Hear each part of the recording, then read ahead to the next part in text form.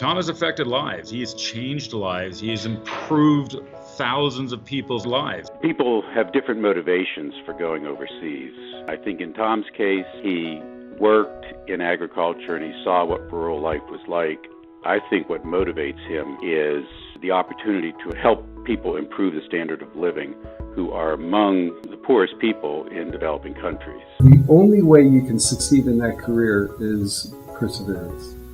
Is basically saying, I don't care where they're going to send me now. I don't care how hard it's going to be. I don't care how small that village is. I'm going to make it work. Tom has an ability of not only his vision, but also his drive. There can be a lot of obstacles, particularly in some of these international experiences and some of these undeveloped areas. But Tom stayed very close to that vision and drive to see it all the way through. It's one thing to be curious, want to go and see something, but you can do that as a tourist. If you're going to spend 6 years somewhere, you have to be pretty adaptable because you get into situations where you're not really sure how it works. He really has incredible capacity to understand the cultures that he's in and to be able to work with the people in those cultures. There's PhD agronomists out and about. There's people with masters in development work that may have great technical knowledge, but they're not great at reaching out to people, motivating people, engaging people. And there's people that are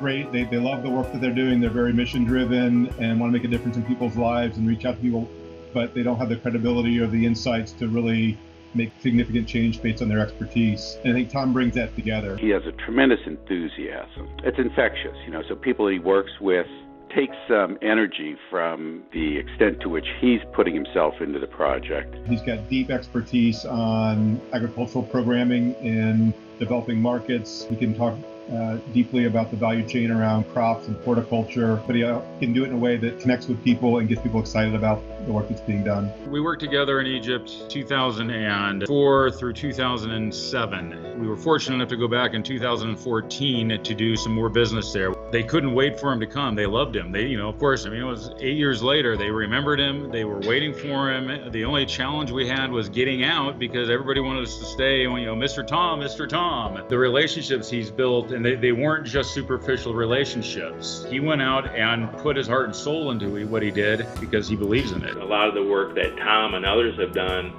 in this whole international development piece, it's opened up some doors. I think for the future, there's a lot of opportunity in agriculture. You can't do what he's done, and you can't live that lifestyle of being over there rather than back here. Spending your time thinking about helping literally thousands, if not hundreds of thousands of people over his lifetime, unless you're thinking of others rather than yourself. It is definitely a focus on what can I do when my life is over to make sure I've left this a better place.